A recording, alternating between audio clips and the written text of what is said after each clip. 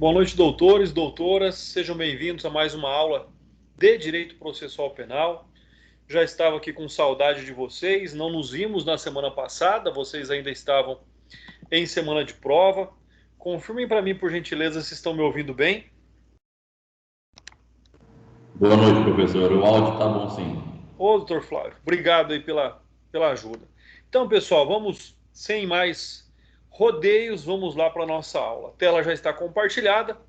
Vamos falar um pouquinho hoje sobre o indiciamento, né? Ou seja, daquele momento em que o delegado de polícia ali indica qual é o ilícito praticado pelo agente devidamente identificado. Então, sobre o inquérito policial, nós temos a Lei 12.830, ali de 2013, que diz que o indiciamento, na verdade, ele é um ato técnico, jurídico, lógico também, né? Ele é técnico-jurídico, né? E é fundamentado privativo aí do delegado de polícia, que indica a autoria, materialidade, circunstâncias do fato criminoso. Então, o indiciamento nada mais é do que ali o delegado já ter uma visão panorâmica da prática do ilícito.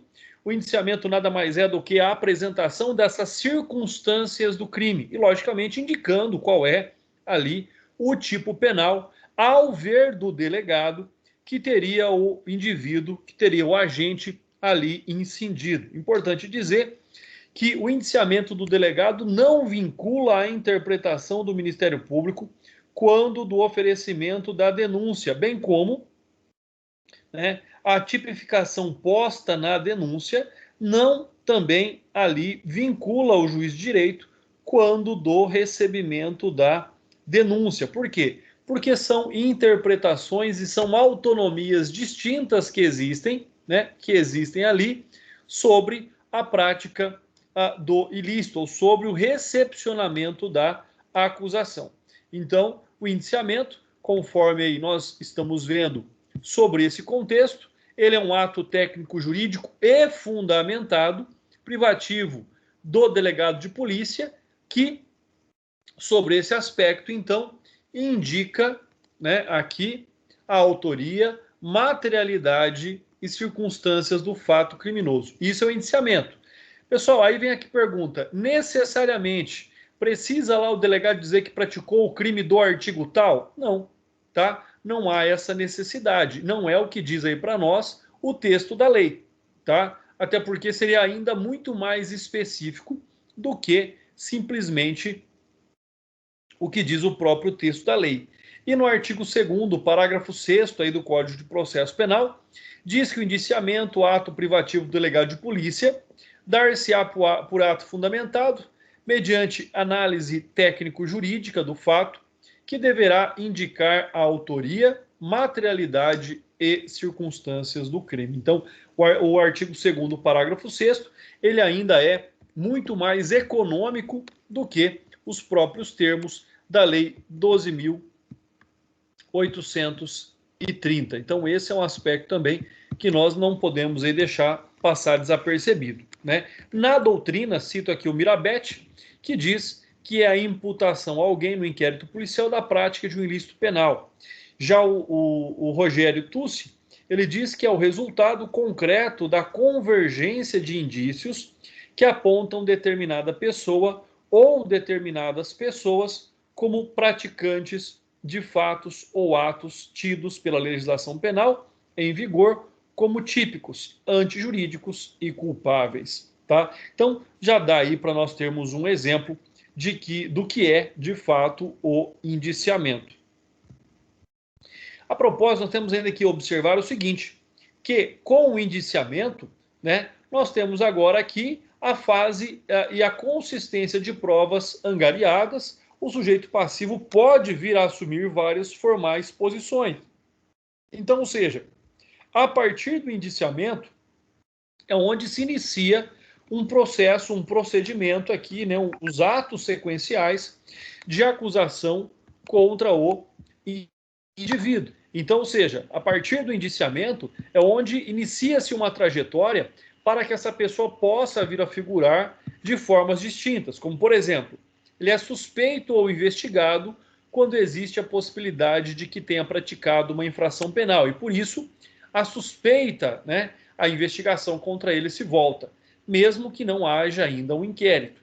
O indiciado, que aí sim a partir do momento em que o delegado de polícia o indicia, somente quando e durante o inquérito, por ato técnico jurídico fundamentado do delegado de polícia, que procede ao indiciamento, considerando, pelas provas colhidas, a probabilidade de que tenha praticado um crime. Então, percebam, delegado de polícia não faz juízo de valor. Delegado de polícia não tem competência técnica, né, do cargo em si que ele ocupa para acusar ninguém, né? A formação do convencimento para acusar alguém compete ao Ministério Público. Ainda nós temos aqui a hipótese do acusado ou réu contra ou quando contra alguém é apresentado então uma acusação formal, seja por meio do Ministério Público, seja por meio do querelante via queixa-crime.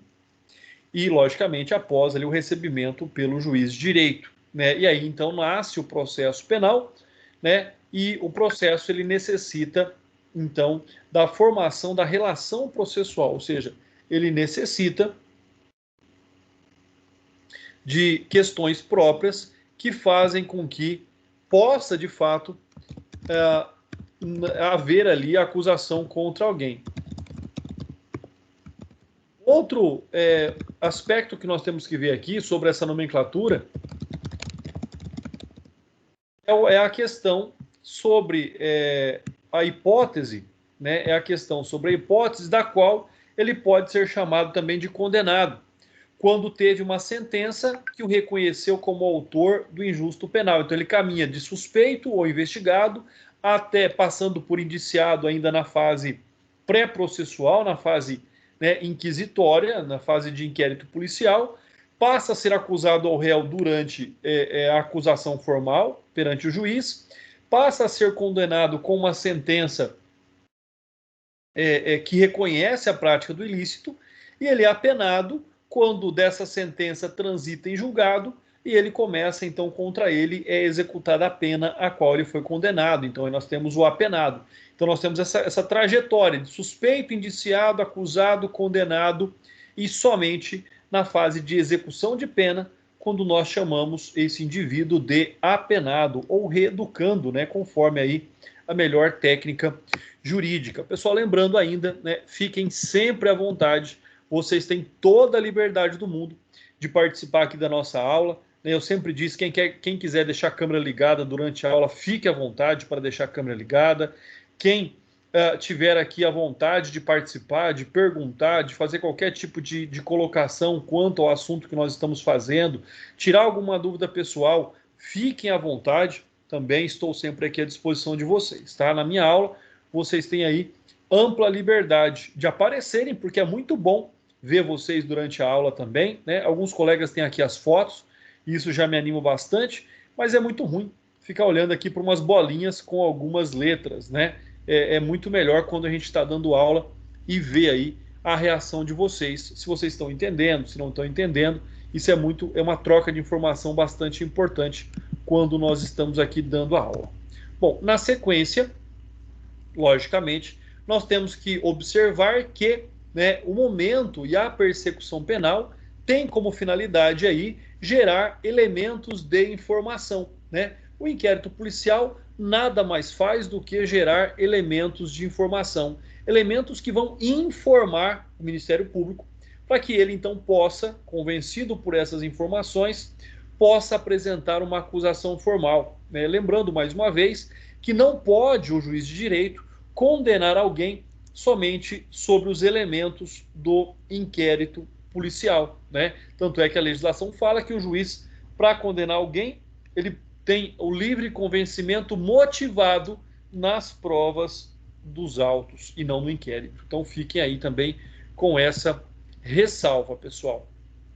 Então, o inquérito policial, mais uma vez, né, com a sua plausibilidade da pretensão punitiva do Estado, até porque compete ao delegado de polícia, ao menos em teoria, indicar que alguém praticou o ilícito, né? O próprio ato da fase investigatória, ou seja, do inquérito policial, né, como nós já vimos aí, não condiciona e nem vincula a ação penal.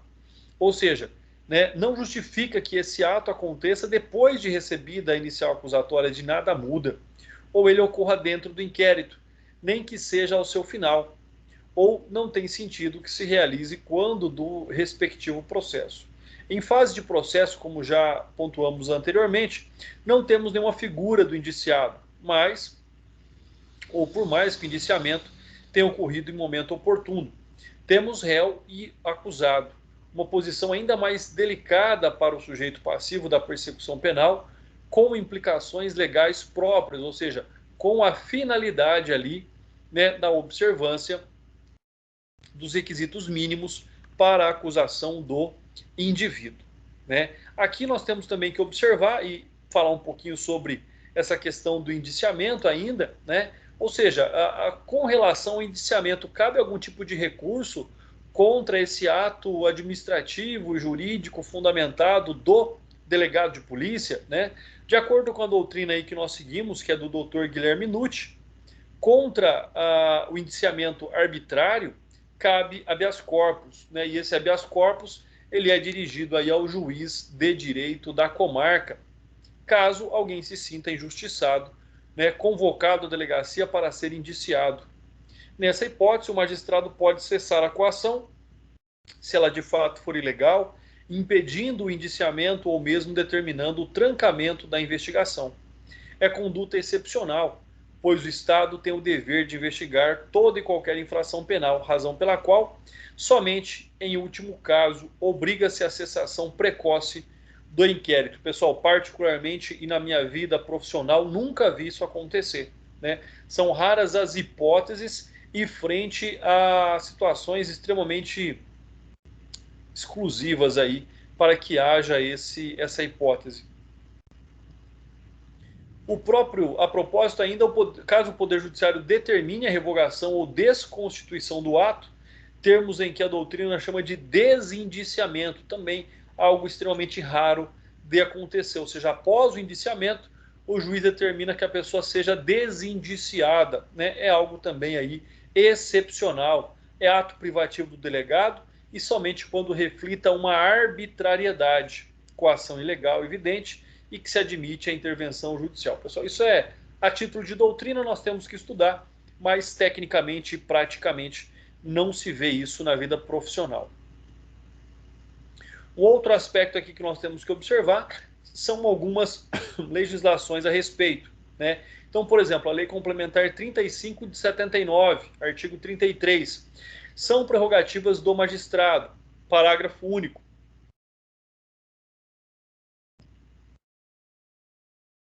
Quando no curso da investigação houver indícios da prática de crime por parte do magistrado, a autoridade policial, civil ou militar remeterá os respectivos autos ao tribunal ou órgão especial competente para o julgamento, a fim de que se prossiga na investigação.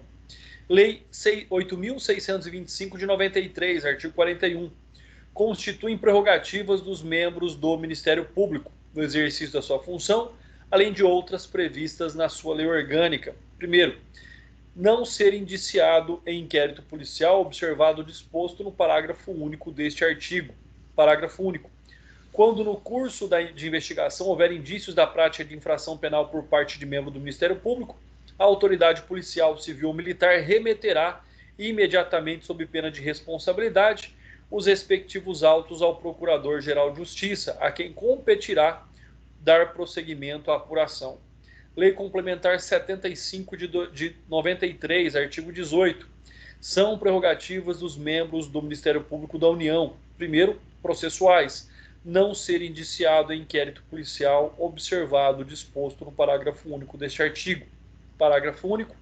Quando no curso da investigação houver indícios da prática de infração penal por membro do Ministério Público da União, a autoridade policial, civil ou militar remeterá os autos ao Procurador-Geral da República, que designará membro do Ministério Público para prosseguir ou para o prosseguimento aí da apuração do fato, pessoal. Então, é importante aí que nós possamos observar, é importante que nós possamos compreender aqui, né, que existem algumas exceções ao indiciamento, que existem algumas exceções aí ao ato de acusar alguém, do delegado de polícia, imputar alguém a prática de um ilícito, né? Olha aí, doutor Gustavo, muito obrigado por ter ligado a câmera, bom ver o doutor, a gente vai conhecendo, né, pessoalmente aí os nossos alunos, fisicamente os nossos alunos, a gente encontra às vezes na rua, nem conhece os nossos alunos. Então é bom ver vocês, que outros sigam aí a atitude do doutor também.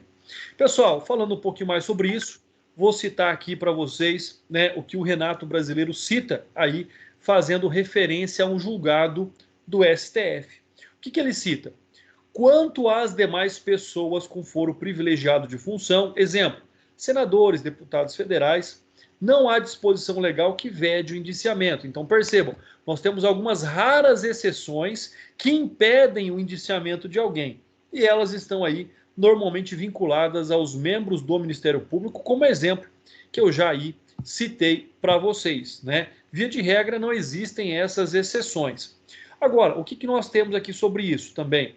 Um outro fato, também um outro julgamento, uma outra postura, também ali do plenário, uma decisão do plenário do STF, né, que mudou esse entendimento, a partir da questão da ordem levantada no inquérito 2411, onde a Suprema Corte entendeu que a autoridade policial não pode indiciar parlamentares sem prévia autorização do ministro relator do inquérito, ficando a abertura do próprio procedimento investigatório, inquérito policial originário, condicionada à autorização do relator. Então, nós temos aí também, como eu disse, não é uma exceção, né? Existem outras hipóteses, mas são hipóteses bastante raras, são hipóteses bastante aí limitadas, né? Mais uma observação, aquilo que diz o STJ a respeito, né? Onde a prerrogativa de foro não exerce qualquer influência no âmbito das investigações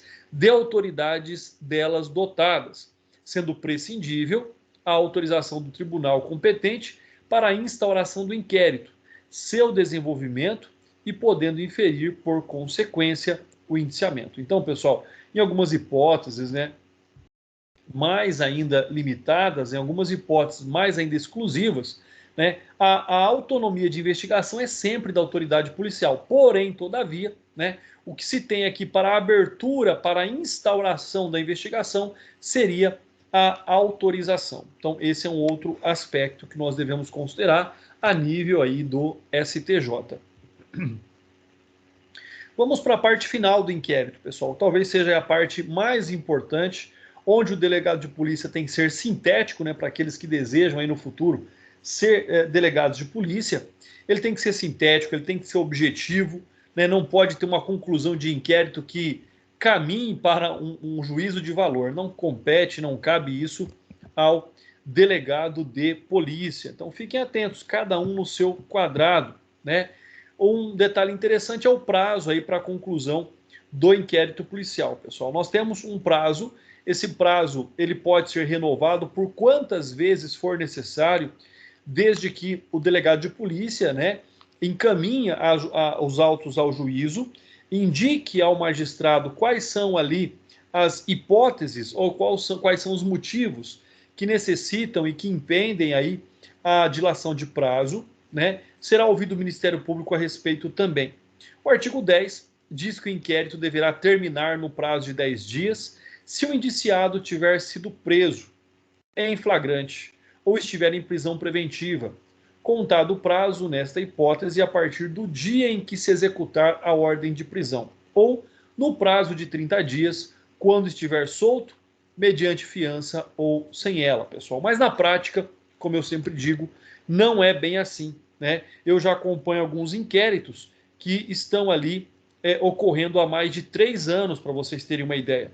Dada a complexidade, dadas as diligências e dado tudo aquilo que é necessário ali às investigações, né? Só que existem investigações que elas vão patinando, não se chega a lugar nenhum e não se deseja concluir o inquérito porque não se consegue indiciar ninguém por prática de ilícito nenhum, e o delegado de polícia fica ali, pede mais prazo e acha mais um detalhezinho para investigar, e oficia banco, e oficia isso, e oficia aquilo, na busca daquilo que não se encontrou até aquele determinado momento. Mas, lógico, né, o delegado de polícia tem autonomia, né, e tem ali a capacidade e a observação de realizar todas as diligências necessárias a fim de apurar o fato. É lógico que tudo tem que estar dentro de um parâmetro da razoabilidade. Por isso que cada pedido de prorrogação de prazo para a conclusão do inquérito deve ser fundamentada, né, e deve também passar ali pela decisão do magistrado, ouvido o Ministério Público a respeito aí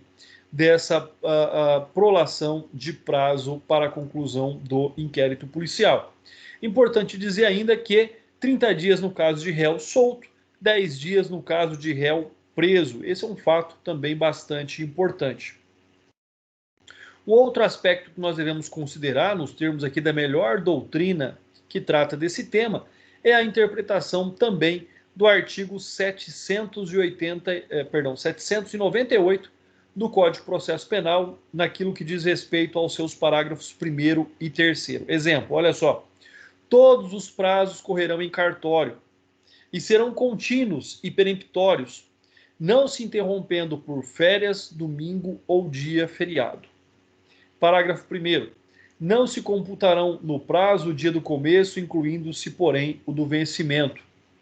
Parágrafo 3º. O prazo que terminar em domingo ou dia feriado considerar-se-á prorrogado até o dia útil imediato. Né? Então, nós estamos falando aqui de prazo de 30 dias, de 10 dias. A contagem do prazo do inquérito também utiliza-se aí as normas, as regras do artigo 798, parágrafos 1º e 3º do Código de Processo Penal. Então fica aí também essa ressalva. Lembrando, pessoal, como eu disse agora há pouco, aos alunos do 9º semestre, todos os artigos citados em aula, vocês têm que correr lá e fazer uma leitura posterior, tá? Por quê?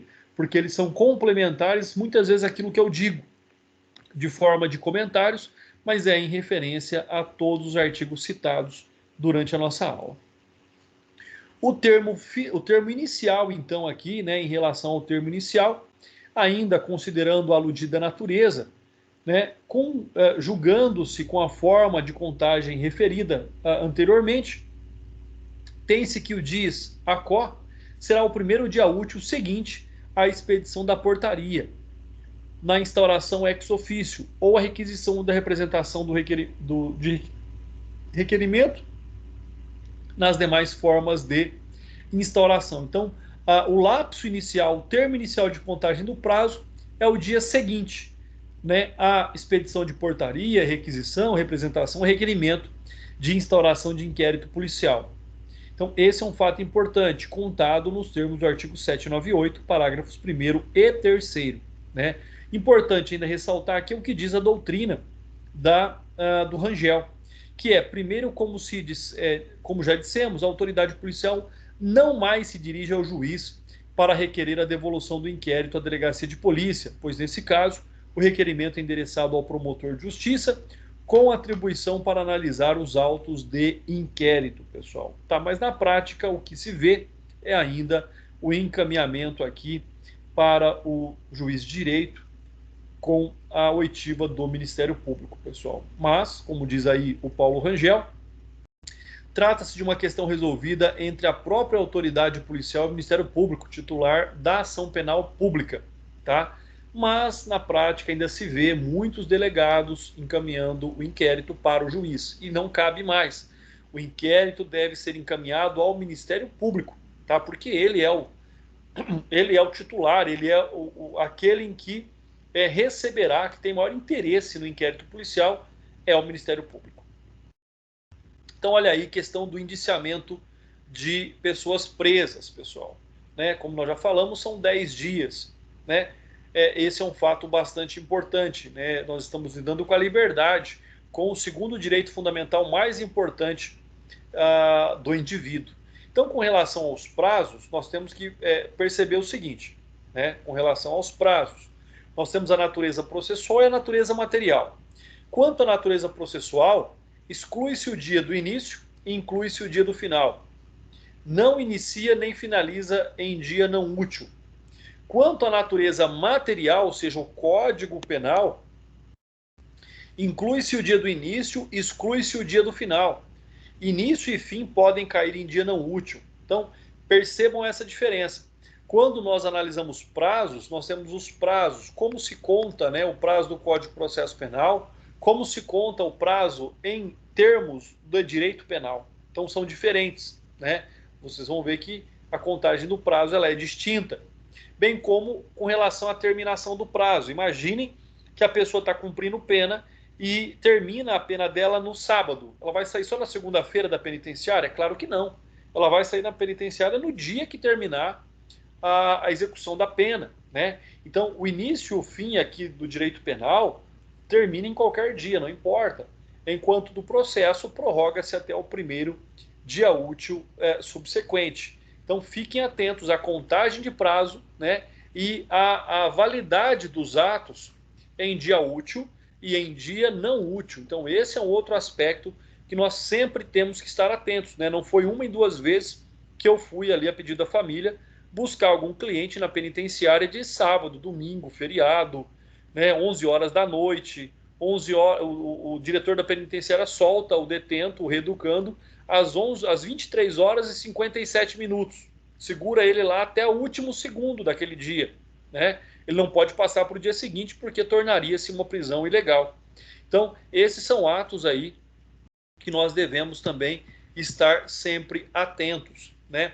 Falando um pouquinho aqui sobre essa questão da competência, nós vamos falar um pouquinho do pacote anticrime, né? Da Lei 13.964, 13964 de 2009, que inovou nesse ponto ao estabelecer uma das competências do juiz de garantias, porque agora nós temos o juiz de garantias, que é o juiz que vai acompanhar o inquérito, e nós temos o juiz de direito, que é o que vai julgar o caso, né? Ou seja, o juiz que vai julgar o processo não tem vínculo nenhum e não acompanhou e não sabe nada mais do inquérito. Então essa é a diferença do juiz das garantias, que é o juiz que acompanha o inquérito, do juiz de direito em si, que é o juiz que vai julgar o processo, né, na sua plenitude. Então essa é uma grande distinção também que nós temos a respeito desse tema.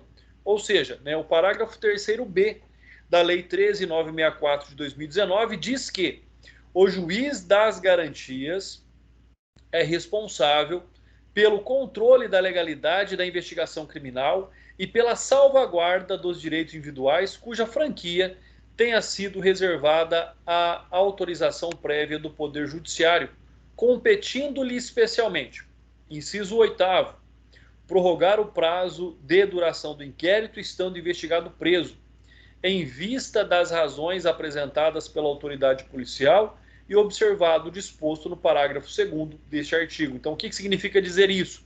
Significa dizer que, de fato, quem tem competência para prorrogação do inquérito policial, estando o réu preso, é o juiz das garantias. Né? Parágrafo 2º ainda do artigo 3º-B.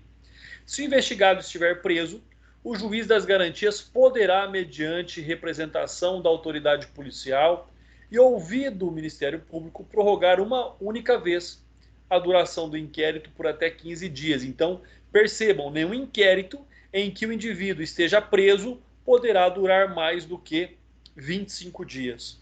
Após o que, se ainda assim a investigação não for concluída, a prisão será imediatamente relaxada por excesso de prazo. Né? Então, fiquem atentos aí a esse aspecto. Então, no máximo que um inquérito pode durar enquanto o indivíduo está preso são 25 dias.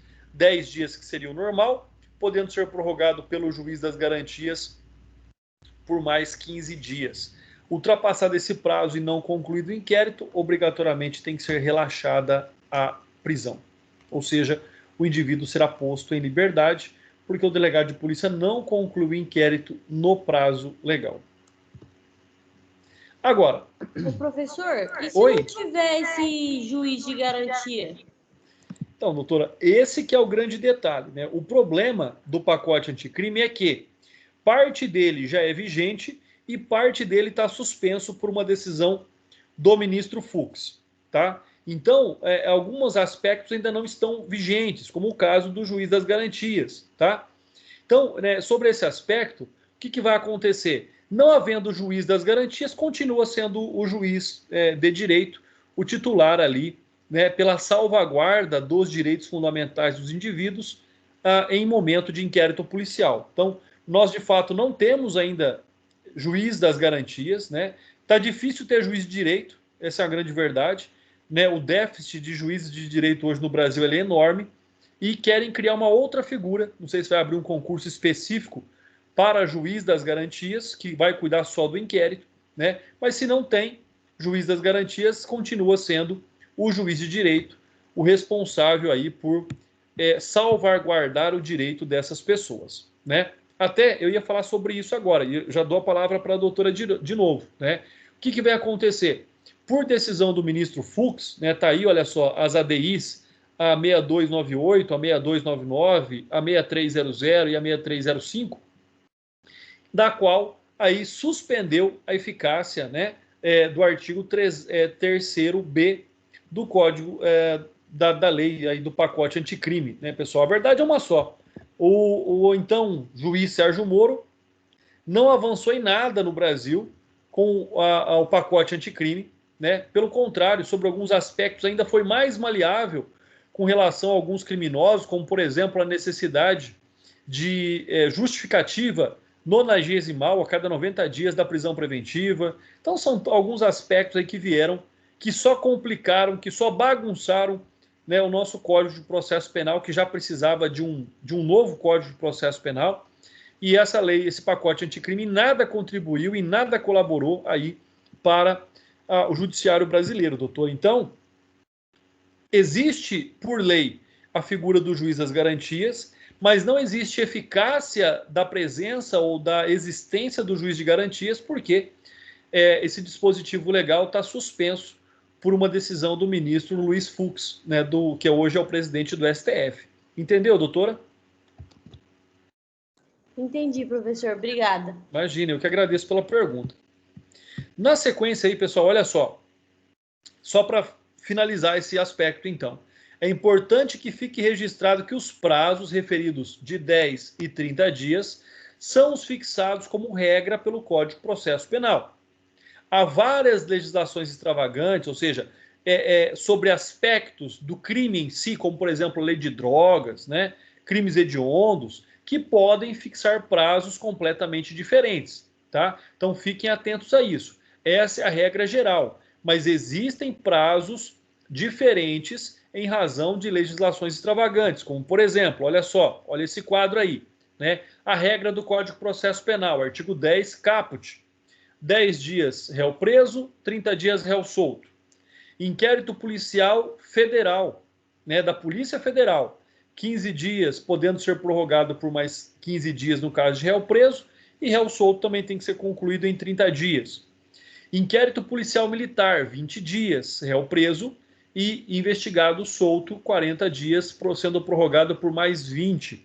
No caso da lei de drogas, ou crimes equiparados a crimes hediondos, né? No caso de réu preso, 30 dias, podendo ser prorrogado por mais 30. Em caso de réu solto, 90 dias, podendo ser prorrogado por mais 90 dias, ou seja, né, até quase 6 meses aí.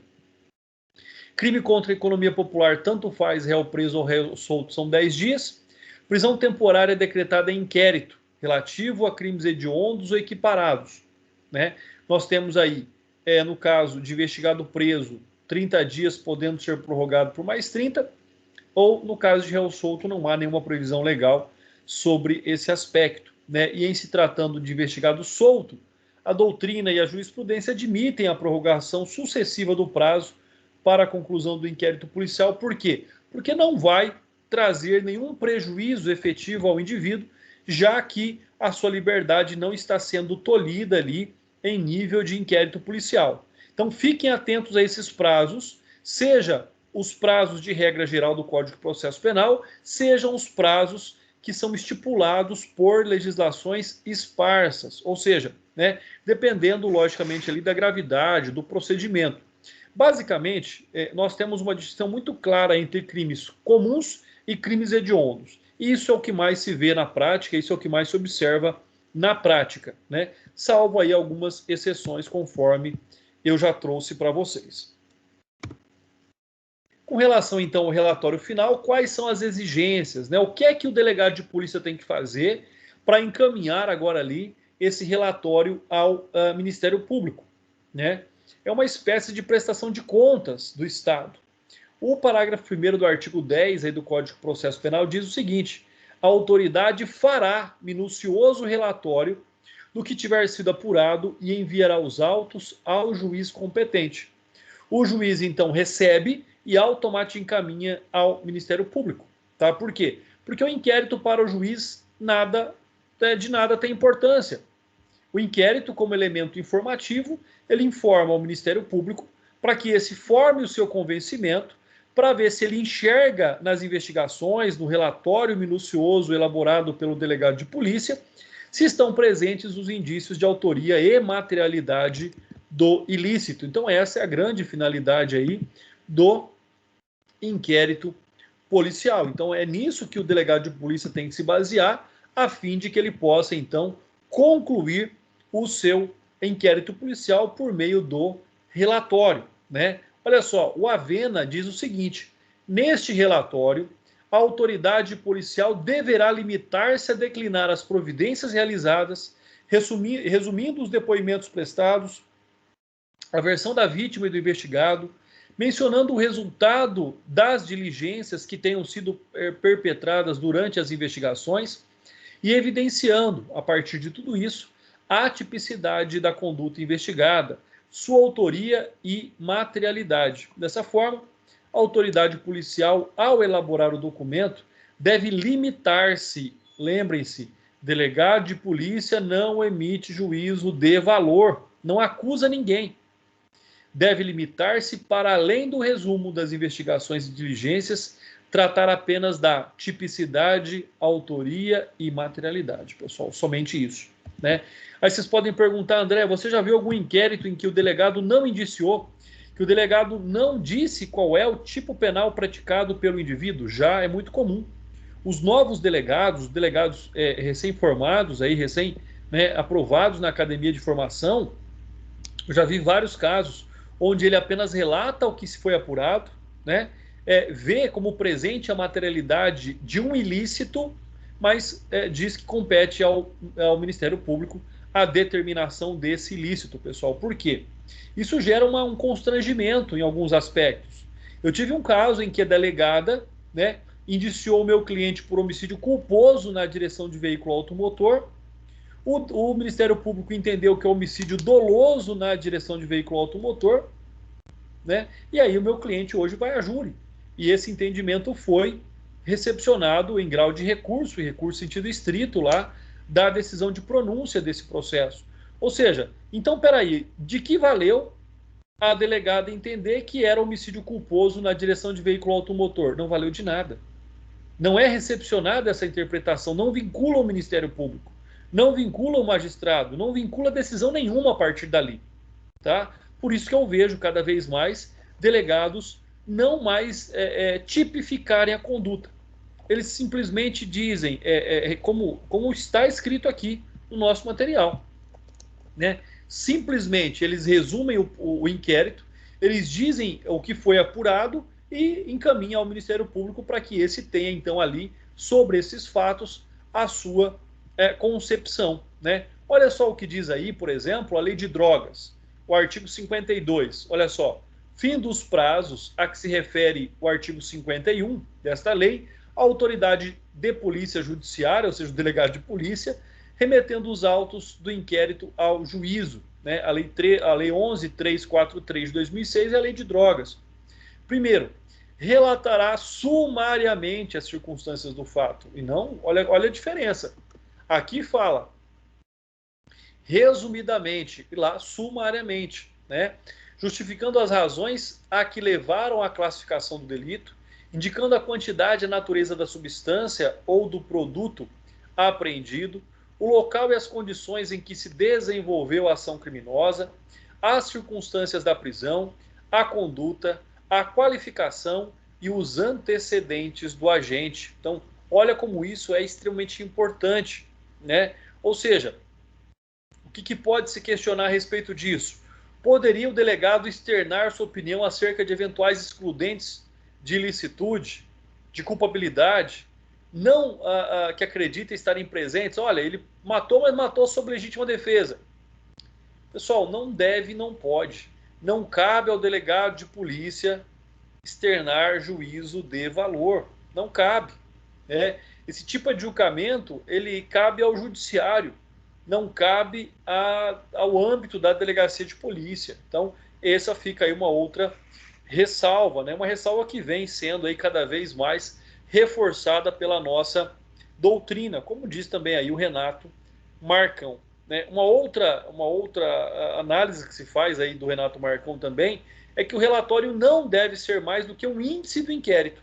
Por isso, ao redigir referida peça, a autoridade deve apenas indicar ordenadamente as provas produzidas do início ao fim. É só isso. Tá? O delegado de polícia ele é o coordenador de uma investigação. É isso que ele é. Né? Nós não podemos aí ampliar as prerrogativas do delegado de polícia. Tanto é que o artigo 111 do Código de Processo Penal diz que os instrumentos do crime, bem como os objetos que interessem à prova, acompanharão os autos de inquérito, ou seja, vai para o fórum, né? Vai lá para o fórum para que as partes, advogados, Ministério Público possam ter acesso às provas do crime, aos instrumentos do crime. Então, esse é um outro aspecto importante. E mais, né? Para que possa lá em juízo também ser submetido talvez a uma nova perícia, ser submetido talvez a um novo procedimento investigativo ali dentro dessa prerrogativa. Né? Então, ou seja, essa remessa dos autos aí, ela diz que os autos devem ser endereçados ao magistrado, mas na verdade quem tem interesse é o Ministério Público. Então o que acontece? O juiz recebe o inquérito relatado e encaminha ali ao Ministério Público para que esse veja, para que esse analise, como eu já disse, se estão presentes os requisitos de autoria e materialidade, se não há necessidade de nenhuma outra providência investigativa complementar. Por quê? Porque o Ministério Público pode receber o inquérito relatado e devolver ao delegado de polícia para que ele complemente a investigação sobre algum requerimento, sobre alguma pertinência observada ali pelo membro do Ministério Público. Então, essa é uma outra prerrogativa que se tem sobre o aspecto da qual nós estamos aqui observando, né? Quando nós falamos em providências decorrentes do recebimento do inquérito, né, o que nós temos a respeito disso? O artigo 19 do Código de Processo Penal diz que nos crimes em que não coube ação pública, os autos do inquérito serão remetidos ao juízo competente, onde aguardarão a iniciativa do ofendido, ou de seu representante legal, ou serão entregues ao requerente, se o pedir, mediante traslado. Então aqui nós estamos dizendo o seguinte, olha, se for ação penal pública incondicionada, vai diretamente para o Ministério Público. Se for ação penal pública condicionada à representação, aguarda em cartório pelo prazo de 6 meses contados da data do conhecimento do autor do fato, para ver se a vítima vai representar o Ministério Público ou não. Se for de iniciativa privada a ação, né, ou privada subsidiária da pública, o que pode fazer é a parte requerer ali cópia integral do inquérito, né, conforme diz aí o final do artigo 19. Sendo a ação penal pública incondicionada ou condicionada à representação com a efetiva representação, nós temos 3 possibilidades possíveis. Primeiro, oferecimento da denúncia, pedido de arquivamento de inquérito ou requisição de novas diligências. Né? Nós vamos falar ainda bastante sobre arquivamento de inquérito, porque é um outro imbróglio que traz aí o pacote anticrime, onde hoje, né, o arquivamento do inquérito depende da decisão do juiz de direito e no pacote anticrime diz que compete ao Ministério Público arquivar inquéritos policiais. Né? Transfere a prerrogativa do arquivamento do magistrado para o membro do Ministério Público, pessoal. Então, esse é um outro aspecto também que o pacote anticrime trouxe, mas ainda está suspenso, tá? Quem compete hoje o arquivamento de inquérito é o magistrado, tá? Ouvido, logicamente, o Ministério Público. No pacote anticrime, transfere a responsabilidade do arquivamento para o membro do Ministério Público. Aqui ele vem dizer sobre aquelas 3 providências, né? O Ministério Público não poderá devolver o inquérito e, na sequência, uma exceção discriminada, ou seja, somente para novas diligências. Então, entendendo o membro do Ministério Público, o promotor de justiça, que ali naquele inquérito não observou alguma questão importante, ele então requer a devolução deste inquérito ao delegado para que cumpra, para que finalize ali as investigações. A síntese do que nós falamos até agora é, né, conclusão do inquérito policial mediante um relatório, né, a finalidade é o encaminhamento ao Ministério Público. O Ministério Público pode oferecer a denúncia quando estiver ali, então, preenchidos os requisitos mínimos da acusação, de acordo até com o artigo 41 do Código de Processo Penal, devolver para novas diligências ou requerer o arquivamento. Se ele oferece a denúncia, é porque estão presentes os indícios de autoria e materialidade. Se ele requer novas diligências, somente se elas forem imprescindíveis, né?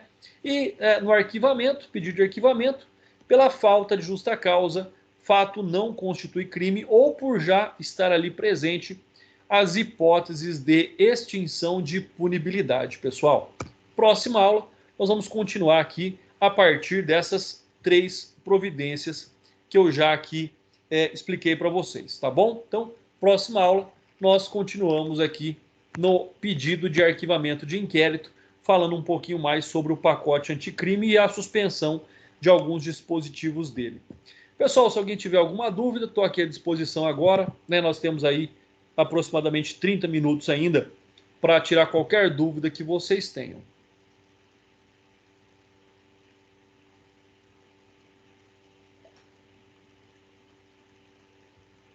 Não havendo dúvidas, agradeço mais uma vez a presença de todos. Fiquem com Deus, muita saúde e até a semana que vem, pessoal. Um abraço e até mais. Boa noite, professor. Obrigado. Boa noite, Gustavo. Um abraço. Até, professor. Obrigada. Eu que agradeço a presença de todos. Um abraço em todos. Boa noite, até mais. Boa noite, pessoal.